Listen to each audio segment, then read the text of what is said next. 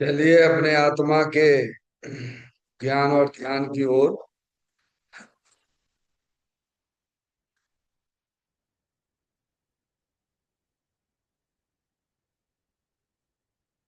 अपने चंचल मन को एवं चंचल उपयोग को स्थिर करने के लिए जिनवाणी माता के माध्यम से अपनी वर्तमान ज्ञान की पर्याय में सम्यक विज्ञान उत्पन्न करते हुए शरीर शरीर से संबंधित जितने भी चेतन अचेतन पदार्थ हैं उनका मुझ भगवान आत्मा के साथ में किसी भी प्रकार का कोई संबंध नहीं है। इस प्रकार समस्त पर पदार्थों में अपने संबंध की वृत्ति को छोड़ते हुए अंदर में जो अखंड ज्ञान ज्योति स्वरूप भगवान आत्मा है उसमें ही वर्तमान पर्याय का संबंध जोड़ते हुए कि मेरा यह भगवान आत्मा सदा काल शरीर आदि पर पदार्थों से भिन्न एक मात्र अखंड ज्ञान ज्योति स्वरूप है। ऐसा अपने आप को जानो और ऐसा ही अनुभव करो कि वर्तमान में ही मेरा यह भगवान आत्मा शरीर आदि पर पदार्थों से भिन्न एकमात्र अखंड ज्ञान ज्योति स्वरूप ही है।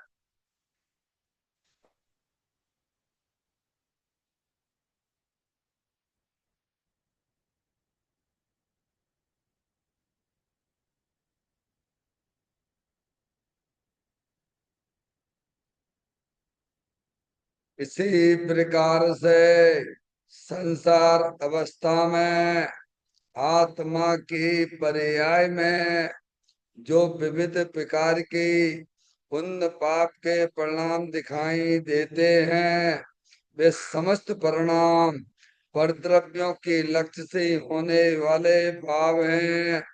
वे हमारे आत्मा का स्वभाव नहीं है।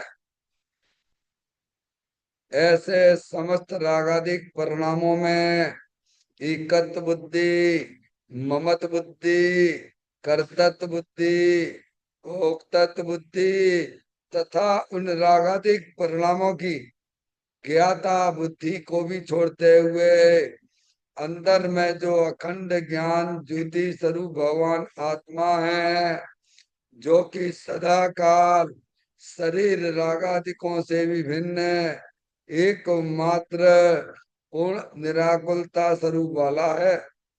ऐसा अपने आप को जानो और ऐसा ही अनुभव करो कि वर्तमान में ही मेरा यह भगवान आत्मा शरीर रागादिकों से भी भिन्न एकमात्र पूर्ण वीतराग आनंद मूर्ति स्वरूप है।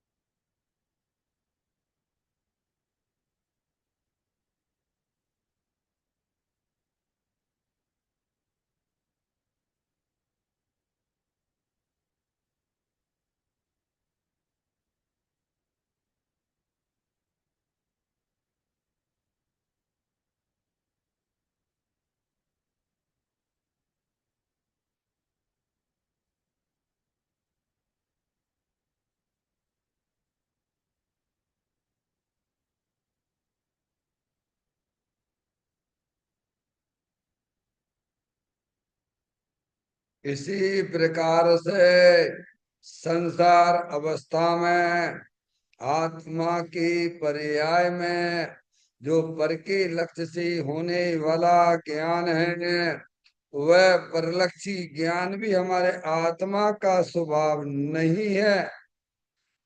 वह तो इंद्रिय जनित ज्ञान है।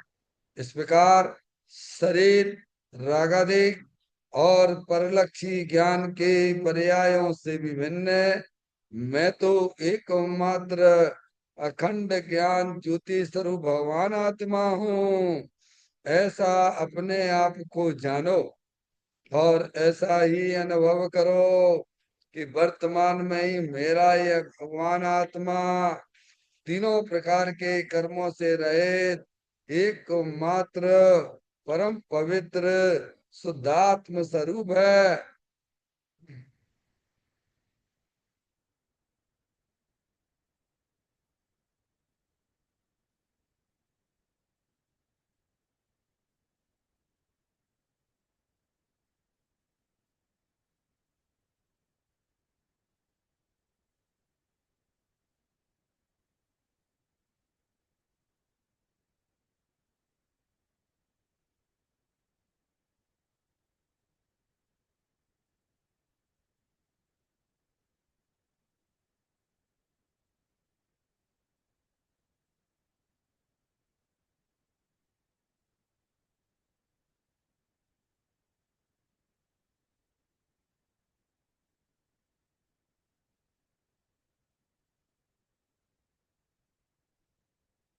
ओ नमः सिद्धेभ्य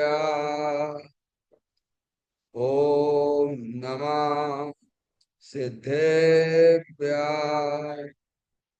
ओम नमः सिद्धेभ्य चिंतामणि तम स्वयं का चैतन्य तत्वमान है, निज का करूं मैं चिंतवन, निज का करूं श्रद्धान मैं, शुद्धात्मा ही देव है जो गुण अनंत निदान है। मैं स्वानुभव में देख लूं, आत्मा स्वयं भगवान है। मैं स्वानुभव में देख लूं, आत्मा स्वयं भगवान है। निर्मल जान परिठिया कम कलंक डैरी, अपाल दौजैन पर ते परम भी सब कर्म मल्लिका नाश करवर, प्राप्त कर निजो आत्मा, जो लीन निर्मल ध्यान में नव कर निकल पर क्षमा, सब नाश कर घन गाति अरवरे, अंत पद को पालिया, कर नमन उन जिन देव को ये काव्य पद अपना लिया।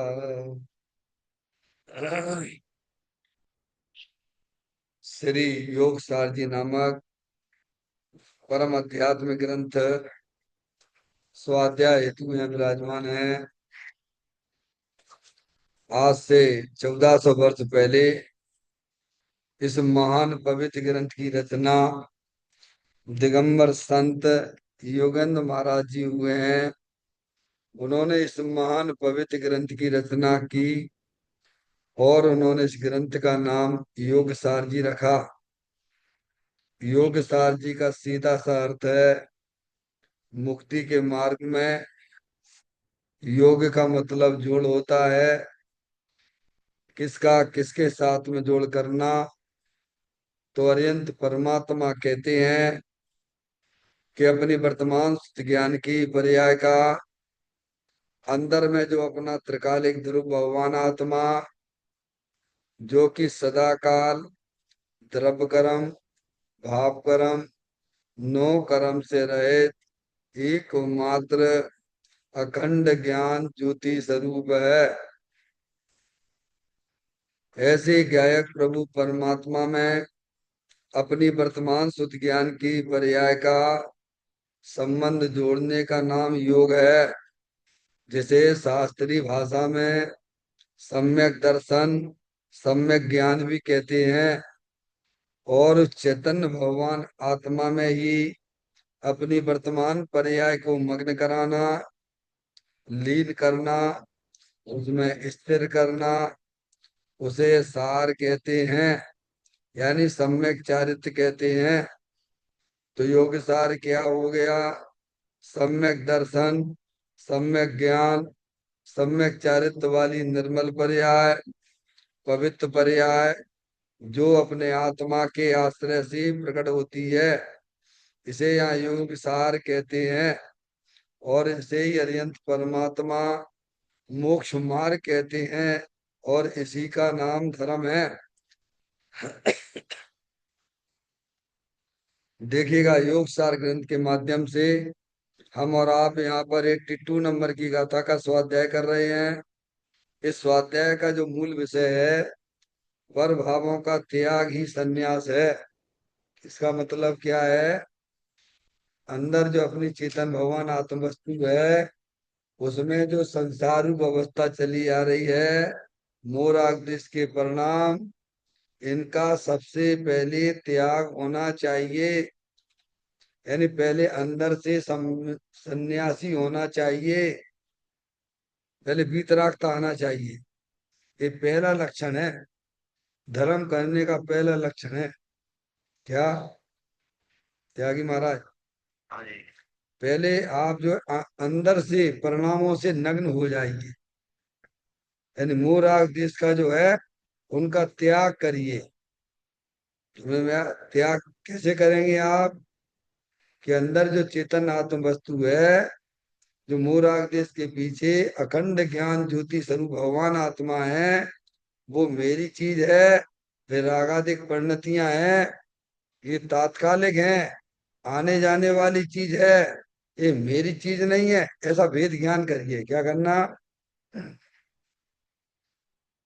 जो भी हमारी आत्मा में दुख रूपी पर्याय उत्पन्न होती है, वह आश्रव तत्व है, वह प्रभाव है। आगे बात समझ में? और दुख के पीछे जो अतीन्द्रिय आनंद स्वरूप भगवान आत्मा है, वो मेरी चीज है। क्या है भगवान? पहले अपना ज्ञान और मान्यता सही करिए।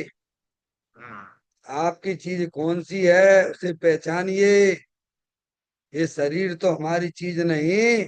अंदर जो रागादिक परिणतियां, दुख रूप परिणतियां हैं, वो भी मेरी चीज नहीं है। समझ में आया? मैं तो चेतनेश्वर भगवान आत्मा हूँ, अतीन्द्रिय आनंद स्वरूप हूँ, सुख शांति के भंडार स्वरूप हूँ। जब आप ऐसा ज्ञान और श्रद्धान करेंगे, तो उन प्रभावों का हो गया त्याग। क्या भगवान? यानी श्रद्धा का दोष निकल गया, चारित्र का दोष रह गया। क्या कह रहे हैं? पहले श्रद्धा का दोष निकालिए। जो आप अपने आप को लड़का लड़की या रागादिक रूप देख रहे हैं, मान रहे हो, ये श्रद्धा का दोष है। क्योंकि आप ना तो शरीर होते हो, ना राग रूप होते हो। आप तो चेतने से भगवान आत्मा हो। ऐसा पहले परिणामों में विश्वास लाइए। समझ में आई भैया? प्रत्येक आत्मा अतीन्द्रिय आनंद स्वरूप है, सुख शांति के भंडार स्वरूप है। अपनापन अपने भगवान आत्मा में होना चाहिए। ये रागादिक परिणतियां मेरी चीज नहीं है। पहले भाव से नग्न होइए। क्या भगवान?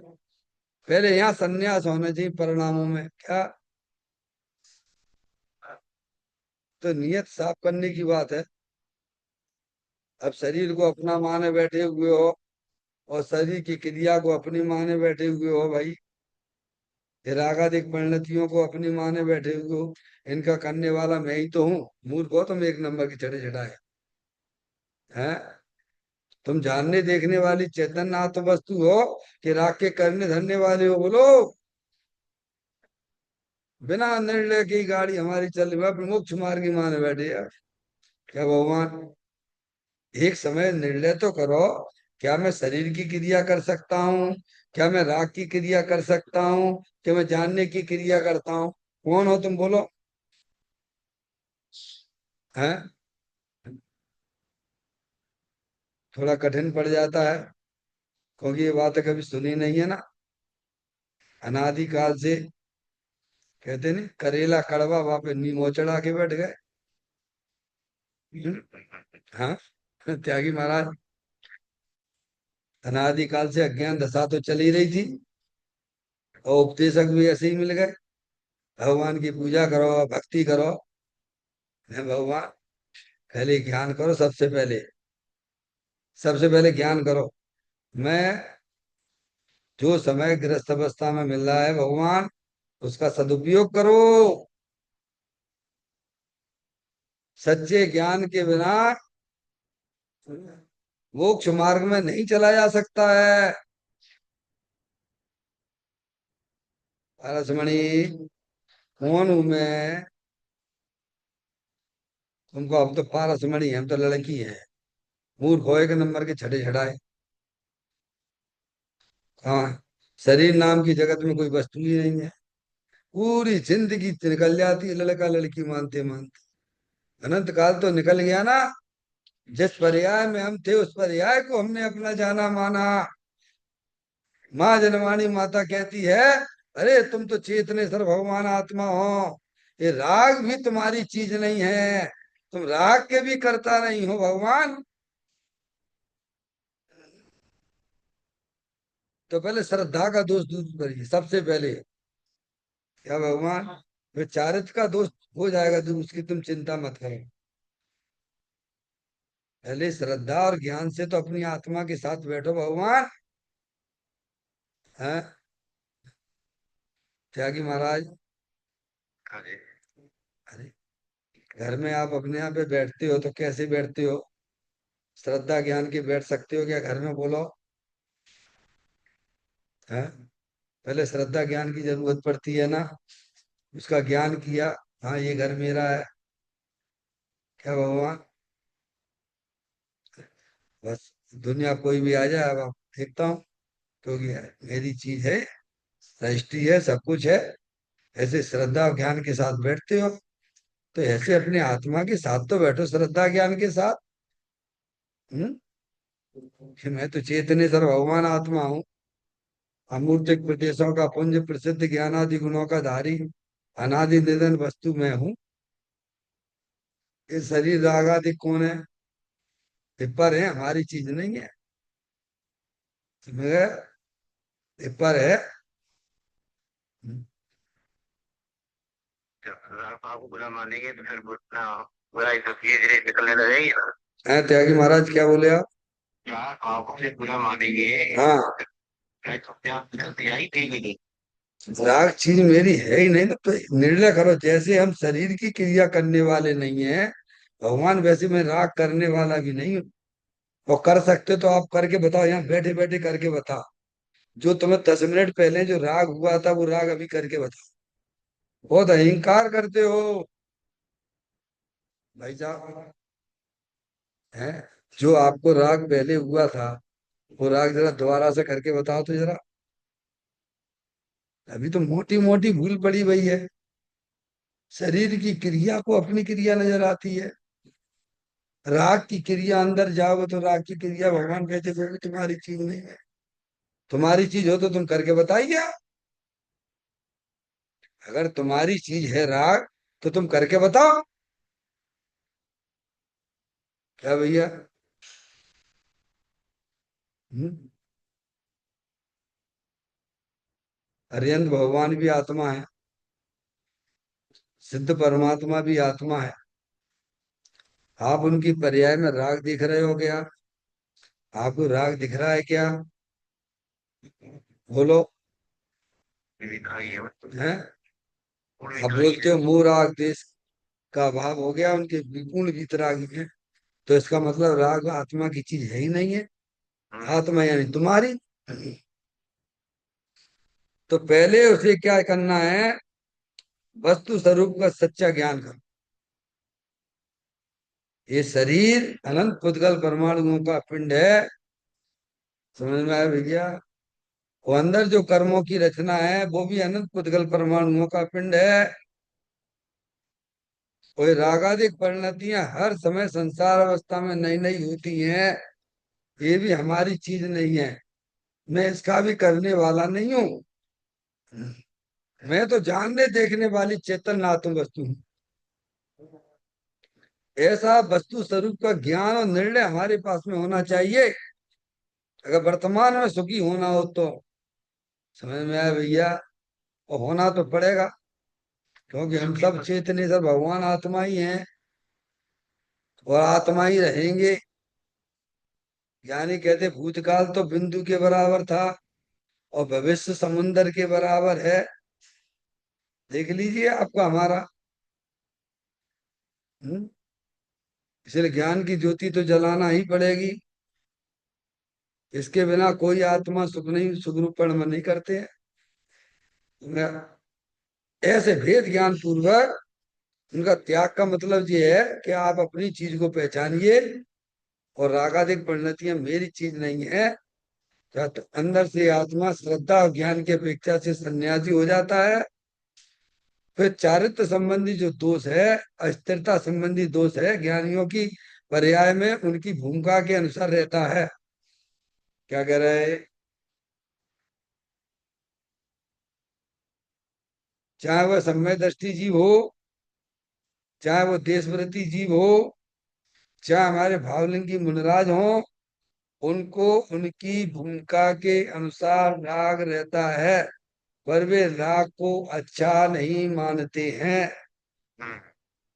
उसे हे रूप से जानते हैं। क्या भैया? इस प्रकार से राग का त्याग होता है, पर भाव का त्याग होता है। पहले आप अपनी नियत सही करिए अंदर से परिणामों से।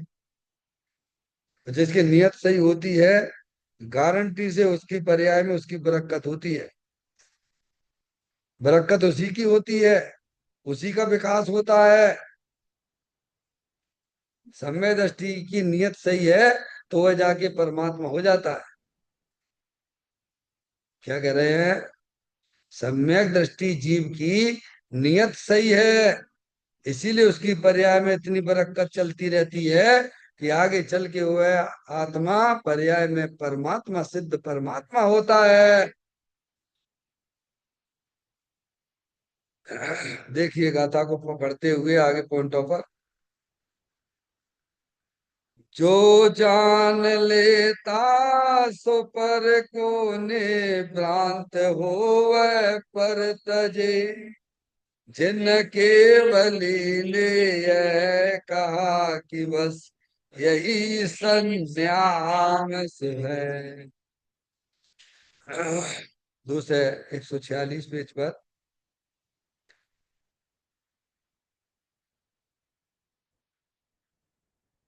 जहां सुख नहीं वहां सुख मानना, यह तो मिथ्या दृष्टि का लक्षण है।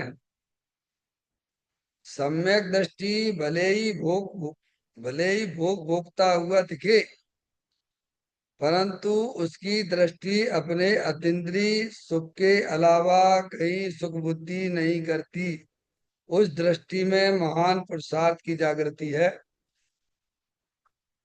दृष्टि कहती है कि मेरे आत्मा में आनंद है, इंद्रिय सुख सुख है ही नहीं, वह तो दुख है, जहर है, उपसर्ग है। क्या 4 लाइनों में बात आई है? जहां सुख नहीं वहां सुख मानना, यह तो मिथ्या दृष्टि का लक्षण है। क्यों भैया, मिथ्या दृष्टि कौन से सींग लगे होते हैं क्या, कि सम्यक दृष्टि के सींग लग जाते हैं? क्यों भैया? है? ये जीव सम्यक दृष्टि है, कैसे पहचान लिया तुमने? मुझे मिथ्या दृष्टि है, कैसे पहचाना आपने? ज्ञानी कहते हम बताते हैं, हम बताते हैं। और तुम देख लेना, तुम्हें अगर ऐसी लगता है तो तुम सम्यक दृष्टि हो कि मिथ्या दृष्टि हो, आप अपनी स्वयं पहचान करिए। भगवान से क्या पूछते हैं? जनवाणी माता तो हमको बता रही है ना, मिथ्या दृष्टि और सम्यक दृष्टि का लक्षण क्या होता है, वो लक्षण की बात यहाँ बताई जा रही है। और आप पहचान लीजिए, अगर आपको पंचेंद्रिय के विषयों में सुख नजर आता है तो भगवान से ना पूछिए, प्योर मिथ्या दृष्टि हो। क्या स्पर्श इंद्रिय के विषयों में अगर हमें सुख दिखता है, अच्छा लगता है, त्यागी महाराज, नहीं हम तो सम्यक दृष्टि माने, तो तुम्हें मानने से ये चीज चलेगा मोक्ष मार्ग, कि वस्तु स्वरूप से चलेगा, ये बताओ। दुनिया तुम्हें खूब सम्यक दृष्टि कहती रहे और तुम भी मानते रहो कि मैं सम्यक दृष्टि हूँ, लेकिन हमें पंच इंद्रिय के विषयों में सुख दिख रहा हुआ है, स्पर्श इंद्रिय के विषयों में सुख दिखता है, खाने पीने में सुख दिखता है, बढ़िया बढ़िया मोबाइल पे लगे रहते हो, हैं, बड़ा अच्छा लगता है। क्यों भैया? जो उपयोग मिला है तो मोबाइल में लगाने चाहिए कि अपनी आत्मा में लगाने चाहिए भगवान? उपयोग जिसका है उसमें क्यों नहीं लगाते हो भगवान? तुम लगे रहते हो, इसका मतलब ही यही है। क्या भगवान तुम्हें अच्छा लगता है भैया? यहाँ तो ज्ञानी कहते हैं, जहाँ सुख नहीं वहां सुख मानना या तो मिथ्या दृष्टि का लक्षण है, क्योंकि उसे पता ही नहीं है मिथ्या दृष्टि को कि भगवान ने कहा है सुख तो आत्मा में है, पंच इंद्रिय के किसी भी विषय में सुख नहीं है भगवान। ऐसी दौड़ लग रही है अनादिकाल से हमारी तुम्हारी। हाँ, अनादिकाल से अपन वैसी दौड़ लगा रहे थे।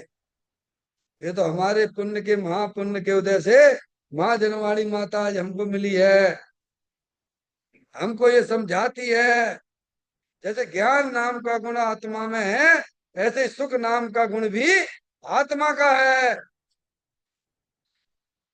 समझ में आया भैया? अज्ञानी मिथ्या दृष्टि की बस अंदर में यही चलता रहता परिणामों में, इसलिए तो उसके परिणाम रुकते नहीं है ना। स्पर्श इंद्रिय के विषयों में, रसना इंद्रिय के, चक्षु इंद्रिय के, कर्ण इंद्रिय के, क्योंकि सुख की कल्पना किए बैठा है ना। और संयोग इकट्ठे करो, और संयोग इकट्ठे करो, कूलर आ जाए, एसी आ जाए, क्या भगवान?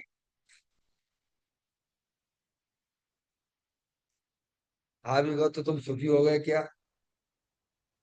इतनी पंचेंद्रिय के विषयों की हमारे अंदर परिणामों में ज्वाला जलती है, काश तुम्हारे पुण्य की अगर उदय से आ गई तो तुम क्या शांत हो जाओगे? तुम ये बताओ मुझे, हैं?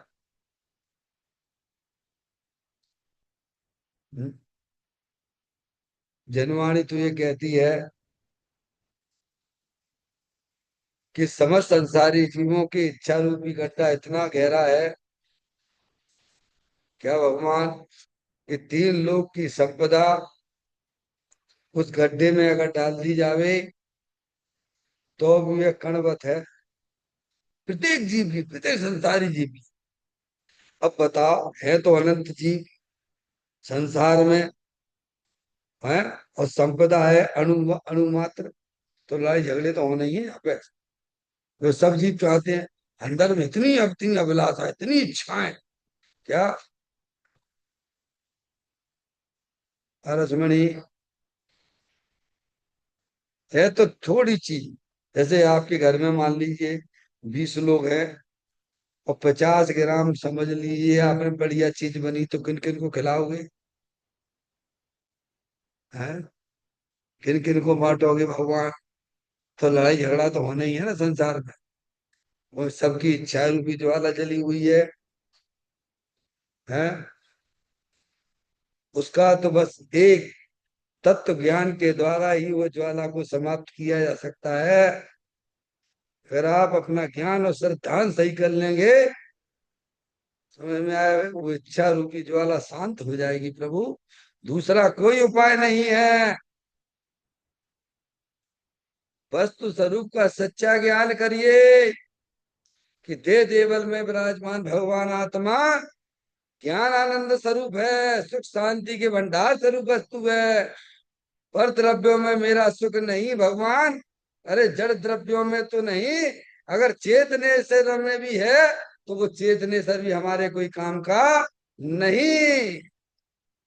मैंने बोला था लास्ट टाइम, सिद्ध भगवान अरिहंत परमात्मा ने अपनी आत्मा की पर्याय में अनंत सुख प्रकट कर लिया है। समझ में आया भैया? वे भी तुम्हें किंचित नहीं दे सकते हैं।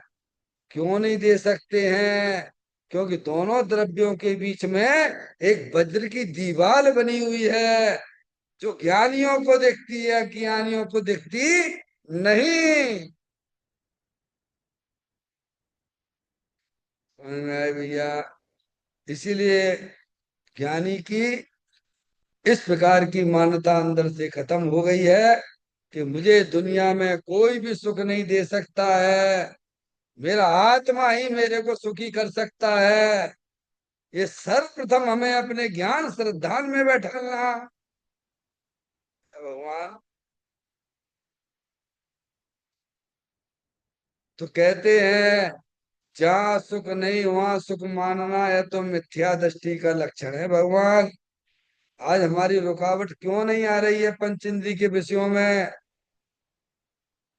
हमारा क्यों उपयोग बारी बार घूमा करता है कि आपने जरूर कोई कल्पना कर रखी होगी सुख की, काय की? जे तिरुवन में जीव अनंत, सुख चाहे दुख तय भयवंत है भगवान। ये मिथ्या दृष्टि का लक्षण है। जो पांच इंद्रिय के विषयों में सुख मानता है, सुख उसे दिखता है, तो ये मिथ्या दृष्टि का लक्षण है। अगर हमारे अंदर परिणामों में इस प्रकार की व्यवस्था अगर चल रही है तो किसी भगवान से पूछने की जरूरत नहीं है। हमारे भीतरागी भगवान ये बताते हैं कि वो मिथ्या दृष्टि है। फिर कहते हैं, सम्यक दृष्टि भले ही भोग भोगता हुआ दिखे, परंतु उसकी दृष्टि अपने अतीन्द्रिय सुख के अलावा कहीं सुख सुख बुद्धि नहीं करती। उस दृष्टि में महान पुरुषार्थ की जागृति है। क्या आया ये दो लाइनों में? सम्यक दृष्टि ज्ञानी की बात आई। ज्ञानी यानी जिसे अपने द्रव्य की दृष्टि हुई है, जिसे अपने स्वभाव की दृष्टि हुई है, जिसका उपयोग अपने चेतन भगवान आत्मा का अवलंबन लिए हुए है, ऐसा वह सम्यक दृष्टि ज्ञानी भले ही भोग भोगता हुआ दिखे। क्या कह रहे हैं? 96,000 रानियां, चक्रवर्ती सम्यक दृष्टि ही है। तो अपनी जो है 96,000 रानियां, तो भोगता ही होगा भगवान। त्यागी महाराज। अरे नहीं नहीं नहीं, सम्यक दृष्टि हो गए, नहीं नहीं, अब क्या जरूरत है? तुम अब फिर भी नहीं समझते, फिर भी जैन दर्शन नहीं समझे तुम। तुम्हारी दृष्टि बाहर ही पड़ी हुई है। तुम बाहर के त्यागी को त्यागी माने बैठे हुए हो। यहाँ तो कह रहे हैं ना, ज्ञानी अगर भोग भोगता हुआ भी दिखाई दे तो होते हैं, जितना राग है भगवान उतना राग बाहर में काम करता है।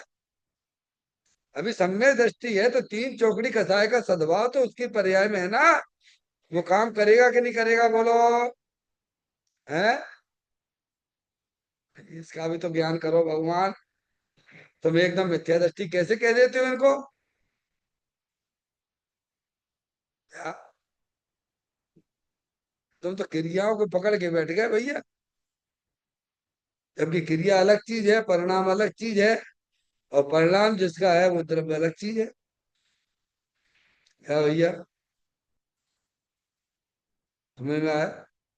समय दृष्टि जीव है, अभी उसकी पर्याय में तीन चौकड़ी कसाय का भाव है। अरे देश वृत्ति भी हो भगवान, देश वृत्ति भी हो, दो चौकड़ी कसाय का भाव हो, तो उतना भोग तो वो भी भोगता है। भोग का मतलब केवल स्पर्श इंद्रिय के भोग ही नहीं कहलाते हैं। त्यागी महाराज। लेकिन भोगों में सुख बुद्धि नहीं होती ना। ये तो पहले क्लियर हो गई ना, ये तो पहले ही बता के आए ना। भाई सुख बुद्धि है तो समझ लेना मिथ्या दृष्टि हो। लेकिन अब उसकी दृष्टि फिर गई ज्ञानी की, कि सुख नाम का गुण तो मेरी आत्मा में है। उसकी दृष्टि हो गई, उसका परिणमन भी चालू हो गया है, सुखरूप परिणमन भी चालू हो गया है। उतनी जागृति उसके ज्ञान की पर्याय में आ चुकी है। उसने उसका रस भी चखा है। क्या कह रहा है भैया, उस आत्मा का रस चख लिया उसने, परिणमन में भी चल रहा है। लेकिन साथ में कसाय के अंश भी चल रहे हैं। उसे मिश्र धारा कहती हैं, जिनवाणी में क्या कहती है, ज्ञान धारा और राग धारा। भेद ज्ञान हर समय चालू है। क्या वह भेद ज्ञान नहीं हो तो मिथ्या दृष्टि हो जाएगा। समझ में आएगी। देश वृत्ति भी है। अब आप बताइए, ब्रह्मचर्य प्रतिमा की अपन बात करते हैं। ब्रह्मचर्य प्रतिमा त्यागी महाराज कौन सी प्रतिमा है ये? कौन सी? ब्रह्मचर्य प्रतिमा सातवीं। सातवीं प्रतिमा है। तो छठवीं प्रतिमा तक तो भोग करेगा नहीं करेगा? 96,000 रानियों का भोग करेगा कि नहीं करेगा, बोलो। है? नहीं, ये बात बता रहे भगवान, आप थोड़ा समझिए। अरे भोग करेगा, कमाएगा, खिलाएगा। और हम तो कुछ नहीं, एक बस शरीर से ब्रह्मचर्य ले लिया और बस दुनिया समाज के ऊपर छोड़ दिया कि हम ब्रह्मचारी हैं। मूर्ख हो क्या, खाने के लिए ब्रह्मचारी बने हो? हैं? जितनी भी प्रतिमाएं हैं सब ज्ञानी की हैं वे। 11 प्रतिमाएं ज्ञानियों की हैं, अज्ञानियों की एक भी प्रतिमा नहीं होती है। क्योंकि अज्ञानी को तो मिथ्या दृष्टि पहले गुण स्थान वाला है। आगे बात समझे भैया। तो यहाँ ये कहते हैं सम्यक दृष्टि भले ही भोग भोगता हुआ दिखे। दिखेगा भैया, जितना राग उसके विद्यमान है उतना भोग भोगते हुए भी दिखता है। हमारे आदिनाथ भगवान 84 लाख पूर्व की आयु थी उनकी शरीर की। 83 लाख पूर्व की में तो वे नीलांजना का नृत्य देख रहे थे। बताइए आप, बात सत्य है कि नहीं भैया? ये स्वच्छंद होने के लिए नहीं कहा जा रहा है, वस्तु स्वरूप को समझने की कोशिश कीजिए। क्या? और स्वच्छंद होके पांच इंद्रिय के विषयों में परिवर्तन करोगे तो बुरा किसका होगा? है भगवान, किसका बुरा होगा? स्वयं का होगा भगवान। तो कहते हैं समय दृष्टि भले ही भूख भोगता हुआ दिखाई दे, दुकान पे लड़ाई झगड़ा भी करता हुआ दिखाई दे। त्यागी महाराज, समझना पड़ेगा उसको कि सारा काम अंदर से चलता है। यहाँ मोक्ष मार्ग अंदर से ही चालू होता है। पहले अपना ज्ञान श्रद्धान पक्का कीजिए आप, फिर चारित्र संबंधी दोष है वो धीरे धीरे जाएगा। आप कोई भी चीज होती है, बीज है, एकदम आपने उपजाऊ जमीन पे डाल दिया तो एकदम भैया पेड़ बन जाता है क्या? अरे बच्चा भी होता है तो 9 महीने बाद होता है भगवान। है? फिर यहाँ मोक्ष मार्ग में जल्दी जल्दी क्यों करते हो आप लोग? आप दही भी जमाते हो तो एकदम दही जम जाता है क्या? फिर यहाँ मोक्ष मार्ग में जल्दी जल्दी क्यों करना? इतना समय दीजिए ना, बस ज्ञान को इतना समय दो, समझो। पहले तो अंकुर ही फूटेगा ना, बीज डाला एकदम पेड़ हो गया क्या? ऐसा कहीं देखा है आपने, बताओ। हम्म? तो सम्य दृष्टि जीव का जो है ना, अंदर में अंकुर फट गया श्रद्धा ज्ञान का। समझ में आया भैया? मैं तो चेतनेश्वर भगवान आत्मा हूँ, अतीन्द्रिय आनंद स्वरूप वस्तु हूँ भगवान। ऐसे उसके श्रद्धान और ज्ञान में बैठ गया है। ये रागादेव परिणतियां हैं, चारित्र का दोष है, ये मेरी कमजोरी है। मैं अपने स्वरूप में स्थिर नहीं हो पा रहा हूँ, ये मेरी कमजोरी है, ये पर के कारण से नहीं है। क्या कह रहे भैया? ज्ञानी उस राग को, चाहे वह शुभ राग हो चाहे वह शुभ राग हो, वह सब अपनी कमजोरी स्वीकार करता है।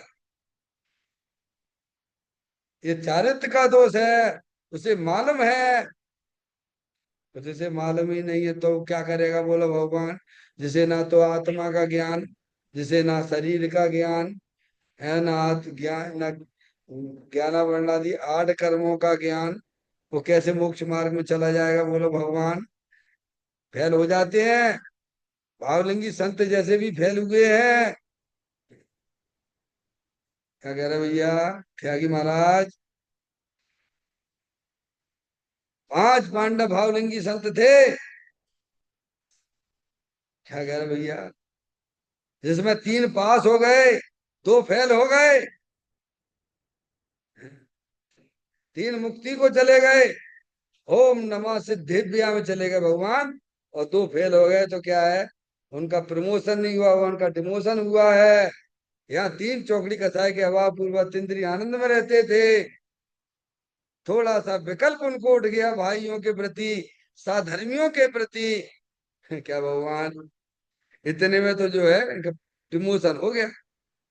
अब भी आएंगे, वहां से आएंगे, 33 सागर पूरी करेंगे, फिर मनुष्य होंगे, फिर वे भी मुक्ति को जाएंगे। फिर समझ में आए भैया? कहते हैं सम्यक दृष्टि भले ही भोग भोगता हुआ दिखाई दे, तो उसे अज्ञानी ना समझ लेना। और तुम्हारे समझने से होता क्या है भगवान? यहाँ तो अंदर की बातें चलती हैं प्रभु। तुम ज्ञानी समझो अज्ञानी समझो, उससे कोई फर्क नहीं पड़ता उसे। मैं सदा से रहा आत्मा, अब भी हूँ आत्मा ही रहूंगा, न बदलूंगा मैं। कोई निंदा करे या करे स्तुति, बाय वैभव बड़े या सभी नष्ट हो, इनसे हानि न वृद्धि तनिक मेरी है। ज्ञानी ने चाहे वो प्रशंसा करे चाहे निंदा करे, जिसे जो करना हो करे, मैं तो जानता हूं मैं अपने परिणाम को खाने वाला हूं। मेरी पूंजी मेरे परिणाम है। इसीलिए वो परवाह नहीं करता किसी की कि साहब ने सर्टिफिकेट दे दिया तो खुश हो जाए, इन्हें मिथ्या दृष्टि कह दो तो दुखी हो जाए, चेहरा उतर जाए, ऐसा नहीं। समझ में आया भैया?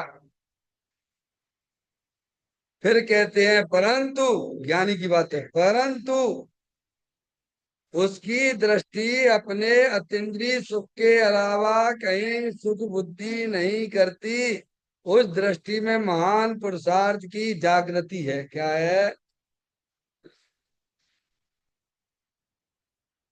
अज्ञानी सब सो रहे हैं और ज्ञानी सब जागृत है, अपने स्वभाव में जागृत है। ऐसी गाता है, जो सो रहा व्यवहार में वह जागता है परमार्थ में, जो परमार्थ में जागता है वह सो रहा व्यवहार में।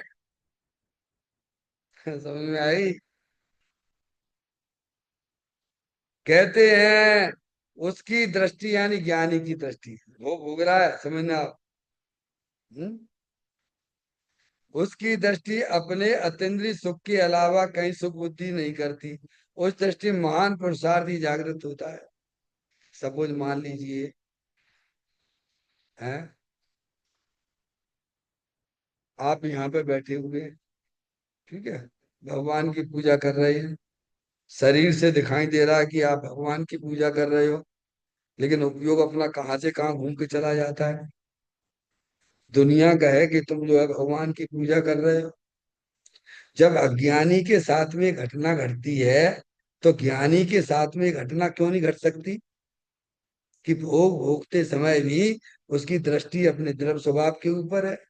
जब आपकी पर्याय अज्ञानी की पर्याय भगवान के सामने भजन करने पर भी, भक्ति करने पर भी कहाँ कहाँ घूम के आ जाती है, उसे आप स्वीकार करते हो। तो ज्ञानी भोग भोगते समय वो अपने आत्मा की दृष्टि क्यों नहीं चलती उसे? हो सकती है कि नहीं हो सकती है बोलो? है भगवान? दुनिया को दिखे ज्ञानी भोग करता है, पर ज्ञानी की दृष्टि तो अपने द्रव्य स्वभाव का आनंद लेती, उसका भोग करती। किसका? समझ में आया भैया? ऐसा कोई चमत्कारिक वस्तु है ये। कहते हैं उसकी दृष्टि यानी ज्ञानी की दृष्टि अपने अतीन्द्रिय सुख के अलावा, क्या कितना भी कोई प्रलोभन देवे, हाँ हाँ, वो जानता है सब पागल है, सब पागल है। क्या कर रहा है? बढ़िया बढ़िया, देखो हमारे महामुंडराज होते हैं, एक सुंदर से सुंदर स्त्रियां आती हैं, लड़कियां आती हैं, तो किंचित भी राग नहीं होता है। क्या भगवान? हाँ, हलवाइयों की दुकानें भी दिखती हैं, और बेसन के लड्डू बड्डू बन रहे हो तो वो महक भी आती होगी, पर उनको किंचित भी राग नहीं होता। क्यों? उनके ज्ञान में, उनके श्रद्धा में, उनके आचरण में।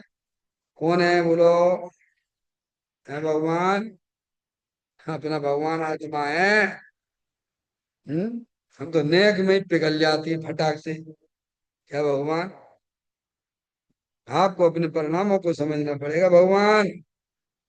कहते हैं उसकी दृष्टि अपने अतीन्द्रिय सुख के अलावा, कहाँ? अतीन्द्रिय सुख के अलावा। अतीन्द्रिय सुख कहाँ है अपना बोलो? अतीन्द्रिय कह के कह रहे इंद्रियों से पार। अतीन्द्रिय कहने का मतलब क्या है? इंद्रियों से पार, यानी वहां का उपयोग जो है सबसे हट गया है। शरीर से हटा, श्रद्धा ज्ञान की अपेक्षा लेना, चार से भी थोड़ा सा हटा है। समझ में आए भैया? हम्म। और द्रव्य स्वभाव जो अव्यक्त जो था ज्ञानियों को, उसने अपनी पर्याय में व्यक्त कर दिया है। उसे ज्ञानी कहते हैं भगवान। हम्म। तो कहते हैं उसकी दृष्टि अपने अतीन्द्रिय सुख के अलावा कहीं सुख बुद्धि नहीं है। क्या? कितना ही कोई भी प्रलोभन देवे, कोई कुछ भी कहे, क्या भले वो भी कहता रहे हाँ हाँ बहुत अच्छा, बहुत बढ़िया, बहुत बढ़िया, बहुत बढ़िया, क्या कहे भाई साहब? सम्यक दृष्टि बाहर में है, एक हाँ बहुत बढ़िया, बहुत अच्छा, बहुत अच्छा, पर दृष्टि कहाँ है उसकी? है भगवान। क्योंकि पागलों के सामने पागल की भाषा ही बोलना पड़ेगी बहुत चीज, वो तो आत्मा आत्मा समझते नहीं है। तो क्या करे वो बेचारा? है क्या कहा? कहेगा ये घर मेरा है, पर मानेगा क्या वो? आप लोग कहते हो कि घर ये पंडित जी साहब आपका ही है। जब आपके घर कोई ज्ञानी आता है, कोई आता है, ब्रह्मचारी आता है, कोई आता है भाई भाई घर किसका है, तो आप क्या कहते हो? अरे बोलो क्या कहते हो? आपसे उसने पूछा, कोई विद्वान ने, पंडित ने, ब्रह्मचारी ने, अथवा महाराज जी ने, कि बेटा ये घर किसका है? क्या बोलोगे? आपका ही है। सही बात है, ऐसे ही है। अंदर से ही कह रहे हो। वो हम कहें भाई से जरा बाहर निकलो जरा, है अंदर से पूरी पकड़ पड़ी हुई है। कहते हो ऐसे ज्ञानी भी बाहर में कहता हुआ दिखाई दे कि ये मकान मेरा है, दुकान मेरा है, स्त्री मेरी है, पर अंदर में उसकी ज्ञान और श्रद्धान कैसा चल रहा है? मेरी तो एक चेतनेश्वर भगवान आत्मा ही मेरी चीज है। वहां की कोई लड़का लड़की स्त्री पुत्र दुकान मकान रुपया पैसा मेरा नहीं है। अब त्यागी महाराज जी आपको तकलीफ हो जाएगी, ऐसा नहीं होना चाहिए। तब क्या करें? मूर्खों के सामने मूर्खों से बनना पड़ता है उसे। क्या करे वो? ये गृहस्थ अवस्था है भगवान। मन में हो सो वचन में उतरिए, पर तुम स्वीकार नहीं करोगे। बात तो ये है ना। अभी कहने लगे हाँ नहीं नहीं मेरी तो आत्मा। तो पंडित जी साहब ये मंदिर में अच्छी बातें लगती हैं, क्या कहोगे तुम? क्या कहोगे? ये आत्मा आत्मा की बातें मंदिर में अच्छी लगती हैं, लेकिन क्या करे उसकी मजबूरी है। बाहर में सब कुछ अज्ञानी जैसा परिवर्तन दिखाई देता है, लेकिन द्रव्य की दृष्टि उसको बरत रही है, वो ज्ञानी है। ये बताया जा रहा है इसमें लाइन में। कहते हैं परंतु उसकी दृष्टि अपने अतीन्द्रिय सुख के अलावा कहीं कोई स्वीकार करती नहीं। सुख तो अपने चेतन भगवान, क्योंकि उसने उस सुख का आनंद लिया है।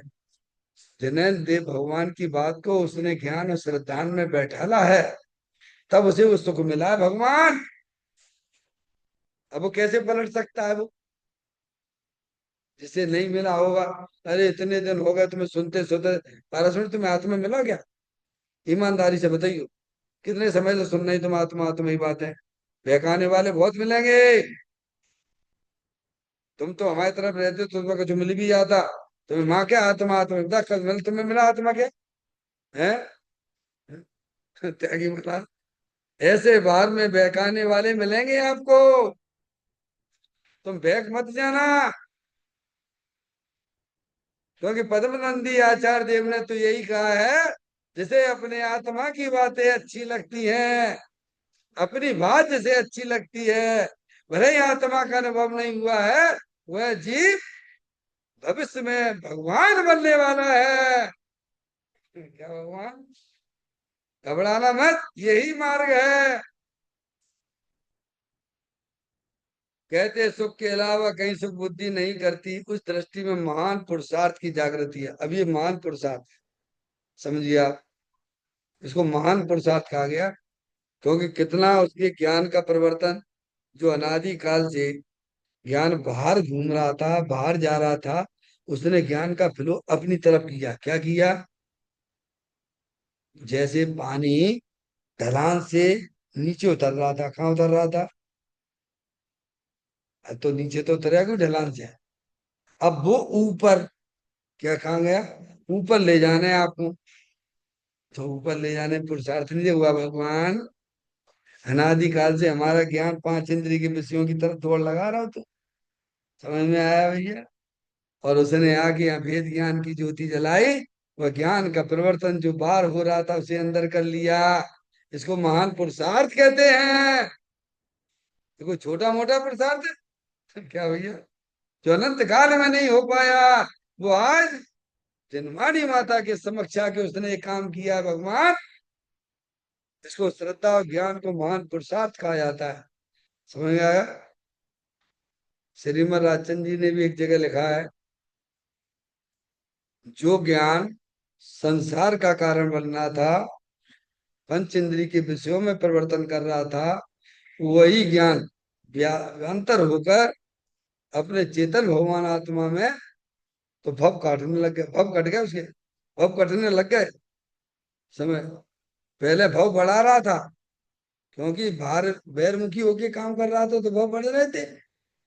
अब वही ज्ञान, ज्ञान वही, पहले दुरुपयोग हो रहा था, अब सदुपयोग होने लग गया। नहीं आई समझ में? जो ज्ञान पंचेंद्रिय के विषयों में चक्कर लगा रहा है, वह भव बढ़ाता है। और वही ज्ञान अपने आत्मा की तरफ मुड़ जाता है, वो भव को काटने में लग जाता है भगवान। उसे महान पुरुषार्थ कहते हैं। ये लिखा उसमें, पढ़ो आप। उसकी दृष्टि में महान पुरुषार्थ की जागृति आ गई। क्या आ गई है? अब ये पुरुषार्थ नहीं दिखता ज्ञानियों को। अंजना, कितनी पूजा करी आज? अरे वंदना, तुम तो रोज ही ना पूजा करती थी, अब पूजा ही छोड़ दी तुमने? हैं? तुम तो स्वाध्याय में आगे सीधी आगे बैठ जाती हो। हैं? अब बोलो, अब जा क्या करेगी? अपने ज्ञान की बातें कर रहा हो, तो ज्ञान की बात में सोच रहा हो, तो भाई पुरुषार्थ में दिखा। वजह पुरुषार्थ दिखता कि तुम दो चार पूजा कर नहीं, पारसमणि। एक आध भगवान को हर के छोड़ा बिना रही के नहीं रहे, रहेगा हो तो वो चढ़ा लेना। पहले अपना भगवान देखो। वे भगवान जो वेदी पे विराजमान है, वे कहते चेतन भगवान आत्मा से जगत में कोई बड़ा भगवान होता ही नहीं है। समझ में आया भैया? वे प्रतिबिंब है, ये बिंब यहाँ पर विराजमान है। जो बिंब होता है उसी का प्रतिबिंब हुआ करता है। हैं? इसकी तो 21वें नंबर की गाथा आप पढ़ के ही आए हो ना, योग सागर ग्रंथ की 21वें नंबर की गाथा है भैया। पढ़ लेना नहीं दोबारा से। अब देखिएगा, जागृति आ गई उसकी ज्ञान की पर्याय में। है? दृष्टि कहती है कि मेरे आत्मा में आनंद है। दृष्टि यानी पर्याय। दृष्टि यानी त्रिपट। त्रिपट त्रिपट बोलते नहीं है। अपने त्रिपट त्रिपट को वहां है। तीनों, उसकी श्रद्धा भी वहीं लग गई, ज्ञान भी वहीं लग गया, और चारित्र्य भी वहीं लगा ज्ञानी का। क्या कह रहे हैं भगवान द्वारा? त्रिपट नाम का पक्षी होता क्या है? त्रिपट बोलते नहीं, यानी चातक एकदम, उसकी नजर वहीं रहती बस। जैसे आपने देखा होगा, वो पानी में बंगला नहीं रहता, बंगला क्या बोलते हो, पक्षी है, कहाँ उसका ज्ञान श्रद्धा अपने कहाँ कहाँ लगा हुआ है? वो उसका जो है भोजन जो है ना, बिल्कुल शांति। ऐसे ही ज्ञानी का उपयोग त्रिपट, श्रद्धा ज्ञान चारित्र, वही लगा हुआ, तीनों वही लगे हैं बाकी, तीनों। इसको पुरुषार्थ कहते हैं भगवान। तो कहते हैं, दृष्टि कहती है कि मेरे आत्मा में आनंद है। क्या कहता है? उसका ज्ञान बोलता है, उसका श्रद्धान बोलता है, ज्ञानी का चारित्र भी बोलता है कि ऐसा आनंद जिंदगी में आज तो हमें मिला नहीं भगवान। सब तीनों बोलते हैं उसके। श्रद्धा भी बोलती है, ज्ञान भी बोलती है, चारित्र भी बोलता है। और चारित्र नहीं बोलता हो तो बताओ, फिर वो राग से भिन्न होके अपने आत्मा में कैसे स्थिर होगा? समझ में आए भैया? दृष्टि कहती है कि मेरे आत्मा में आनंद है। फिर कहती है, अब बहुत सुंदर चर्चा है, 2-5 मिनट आप सुनना। इंद्रिय सुख, सुख है ही नहीं, वह तो दुख है। क्या है? जहर है, उपसर्ग है। क्या कहा उन्होंने? इंद्रिय जनित समय में सुख नहीं है, दुख है, जहर है। अब इंद्रिय में आप क्या क्या ले सकते हो, ये बताइए आप। तो आपको आचार्य कुंद कुंद देव की 31वें नंबर की गाथा को पढ़ना चाहिए। उन्होंने ये लिखा है कि द्रव इंद्रियां, ये भी इंद्रियां है। भाव इंद्री एंड छह उपसम ज्ञान, जो बाहर प्रवर्तन करता है वो छह उपसम ज्ञान, वह भाव इंद्री है। और जिनको विषय बनाता है वो भी इंद्री है। क्या कह रहे हैं भगवान? नहीं आई समझ, दोबारा।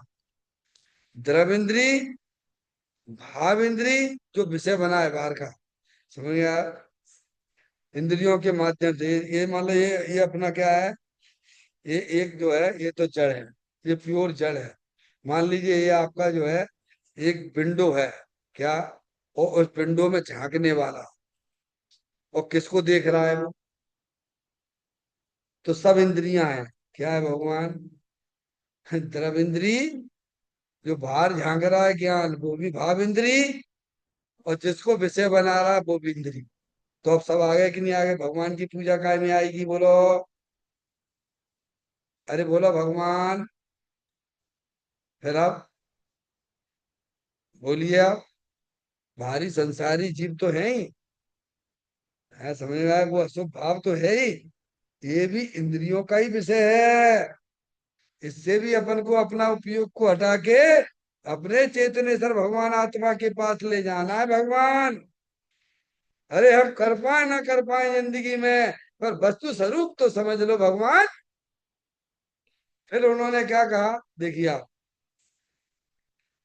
इंद्रिय सुख, सुख है ही नहीं तो कल्पना में है। क्या है? आपने यहाँ इच्छा करी, आज बढ़िया बढ़िया भोजन करेंगे। वंदना, क्या बना हुआ है? आज डोसा बनाइए। या सुबह पूछ लिया, चलो आज डोसा बनाने हैं। क्या करना है भैया? डोसा बनेगी। और आपकी इच्छा के अनुसार काम हो भी गया, तो आप बड़े प्रसन्न होने लग गए भगवान। आज के आनंद की जय। क्या भगवान? आपकी इच्छा के अनुसार काम हो गया तो तुम्हें सुख लगने लगता है, और जब आपकी इच्छा के प्रतिकूल होता है तो तुम दुखी हो जाते हो। हे भगवान, सुख कहते किसे हैं? जो इंद्रियों को सुहावना लगे, जो 5 इंद्रियों को अच्छा लगे, उसे उसे सुख कहते हैं। इंद्रिय यानी सुख है ना, सु यानी सुहावना, खा यानी इंद्रियां, खा यानी इंद्रियां, सु यानी सुहावना, हुआ? तो जो सुहावना लगे, इंद्रियों के अनुरूप आपको अच्छा लगे, उसे सुख कहते हैं। और दुख, जो दु यानी असुहावना, खा यानी इंद्रियां, होंगे आप, जो इंद्रियों को, आज बड़ी सर्दी है, बड़े क्या क्या हो रहा है भैया, दुखी हो रहे हैं, थोड़ा सा सर्दी बढ़िया पड़ रही है, और अग्नि जला दी, इनको हीटर लगा ला भगवान। हाँ बहुत अच्छा, बहुत बढ़िया। क्या कह रहे हैं? और नहीं हो तो पारसमणि ऐसे ठुटर रहे। तो अज्ञानी जीव उसी को सुख दुख मानता है। समझ में आया भैया? पर ज्ञानी कहते हैं भगवान अंदर अपना चेतने से भगवान आत्मा अतीन्द्रिय आनंद स्वरूप है। तुम अपने उपयोग को जरब इंद्री, भाव इंद्री और इंद्रियों के विषय से व्यापृत करिए। क्या भगवान? और अंदर चेतन भगवान आत्मा, क्या वो सुख, सच्चा सुख वो है, सच्चा सुख वो ही है। समझ लीजिए आप। अब उपयोग को वहां से व्यापृत करना है, जो अनादि काल से बाहर जा रहा था, उसको वेद ज्ञान के द्वारा ज्ञानियों ने व्यापृत किया। तो कहते हैं सुख है ही नहीं है। सुख है कहाँ से मिलेगा सुख? तुम्हारा सुख तुम्हारे पास में है। अब जैसे वो है आपका, है, हिरण है, उसके नाभि में ही क्या है? कस्तूरी है, और उसको सुगंध बहुत अच्छी लगती कस्तूरी की, और पागल होके ढूंढता रहता, पैसा पागल हो जाता है। समझ ले, सुख तो उसकी उसके पास में ही है। ऐसे ही समस्त अज्ञानी जीव क्या है? पंच इंद्रिय के विषयों में सुख ढूंढते रहते हैं, और उनकी व्यवस्था में लगे रहते हैं, और स्वयं ज्ञान को गंवा देते हैं। अपन को ये काम नहीं करना है। माँ जनवाणी माता का आशीर्वाद है कि सुख स्वरूपी भगवान आत्मा तो दृढ़ कर्म भाव कर्म नो कर्म से रहे अखंड ज्ञान ज्योति स्वरूप है। अरे वो ही तुम हो। अब देखना, एक एक शब्द बहुत अच्छा आया है, वह तो दुख ही है। ठीक है, वह तो वास्तव में दुख है। इच्छा करी आपने, इच्छा की पूर्ति होगी। जैसे कुत्ता हड्डी को चबाता है ना, तो क्या मानता है? सुख आ रहा होगा में से, उसका स्वयं लहू निकला, और वो मानता है कि जो है सुख, सुख है नहीं, नहीं? ऐसी समस्त अज्ञानियों की ऐसी मानता अंदर चल रही। फिर कहते हैं जहर है, उपसर्ग है। इंद्रियों की परिभाषा आपको बताई हमने, है द्रविंद्री, भावेंद्री और उनके विषय। इसीलिए ग्रंथों में शुभ भाव को, शुभ भाव को जहर कहा गया है, उपसर्ग कहा गया है। अब जो उपसर्ग हमें लगती नहीं है, क्या कह रहे हैं भैया? ये लगता है तुम्हें उपसर्ग है? हमें तो भाई उपसर्ग लगता है कि मुनराज के ऊपर सर्प डाल दिया। कौन सा उपसर्ग लगता है भगवान? तो भैया ये तुम्हारा उपसर्ग है, ये तो शरीर के ऊपर उपसर्ग है। तुम्हारा उपसर्ग कौन सा है ये बताओ? तो ये वाला है, कौन सा? आत्मा में दुख रूपी पर्याय मूल राग देश की उत्पत्ति होना, वह आत्मा का उपसर्ग है, वो भगवान, वो तुम्हारा उपसर्ग है। और तुम कौन को उपसर्ग माने बैठे? कितनी भूल चल रही है भाई साहब। मान लो जो है सर्प डाला मुनराज, यशोधर मुनराज के ऊपर, ठीक है, डाला। और भी बहुत सारे उपसर्ग हुए, अपन एक दृष्टांत से ही समझ लेते हैं। हम्म? डाला, सर्प डाला, से व्यवहार से उपसर्ग कहते हैं। वो तुम्हारे ऊपर डाला है क्या? अरे कौन के ऊपर डाला है? अब देखो तो खेल कितनी कितनी ज्ञान में विपरीतता चल रही है भगवान। तुम्हारा उपसर्ग दुख रूपी पर्याय तुम्हारा उपसर्ग है, ये बता रहे हैं यहाँ पे। अगर आत्मा की पर्याय में तुम्हें दुख लगता है, तो तुम उसे उपसर्ग समझना, और उस उपसर्ग को टालने के लिए वर्तमान ज्ञान की पर्याय में भेद ज्ञान की ज्योति जलाओगे, तो वह तुम्हारा उपसर्ग दूर होगा। पर उपसर्ग उपसर्ग लगे ना, क्या भगवान? ध्यान को वह दुख रूपी पर्याय उपसर्ग जैसी दिखाई देती है। जब उसे उपसर्ग जैसी दिखाई देती है, तो वो दूर कर लेता है, और अपने अतीन्द्रिय आनंद में मस्त रहता है। चैतन्य का स्मरण प्रति क्षण करो रे, कवि के अनंत दुख को पल में हरो रे। अक्षय अनंत निज सुख निधान पाओ। गाओ अरे नित सीके गीत गाओ। गाओ अरे नित इसी के गीत गाओ। 9 बार नमोकार मंत्र का सिमरन।